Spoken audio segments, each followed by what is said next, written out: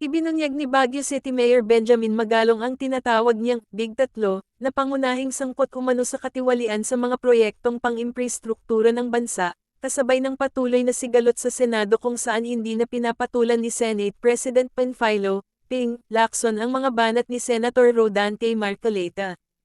Ayon kay Magalong, natuklasan niya sa kanyang maikling panahon bilang bahagi ng Independent Commission for Infrastructure, ICI, ang irregular na alyansa ng tatlong sektor, mga tiwaling politiko, mga tiwaling opisyal ng Department of Public Works and Highways, DPWH, at mga tiwaling contractor, na tila ginawang negosyo ang mga proyektong pampubliko.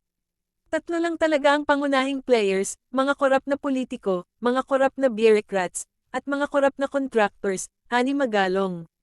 Lahat sila korap, dagdag pa niya, at binigyang diin na ang modus na ito ay parang naging cottage industry at livelihood program dahil sa laki ng pondong nasasangkot. Ipinaliwanag ni Magalong na sa isang maayos na sistema, 5 sektor dapat ang aktibong kasangkot sa pagpaplano at pagpapatupad ng mga proyektong pang-imprastruktura, mga mambabatas bilang taga-pondo, mga opisyal ng DPWH, mga contractor, mga lokal na pamahalaan, at ang komunidad na makikinabang. Dapat 5 yan, ang funder, usually mga lawmakers, ang DPWH, mga contractors, local government, at community. Pero in-out yung huli, kaya sila-sila lang ang nag-uusap, aniya. Binigyang babala ng alkalde na ang pag-alis sa LGUs at mga komunidad sa desisyon ay nagbubunga ng sistemang sarado kung saan madaling mawala ang pananagutan.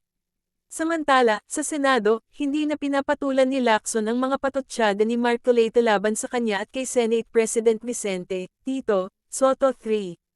Muling binatikos ni Marcoleta ang dalawang leader ng Senado kaugnay ng pag-agaw bagong posisyon sa pag-amyenda sa pambansang pondo. Tinukoy ni Marcoleta ang isiniwalat ni Lacson na halos lahat ng senador ay may 100 na bilyong piso insertions sa 2025 national budget, isang pahayag na ikinagalit ng marami.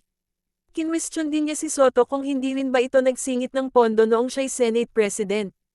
Wala sa plenaryo si Lacson kaya sinabi ni Soto na mas mabuting narinig sana ni Lacson ang mga pahayag ng bagong senador.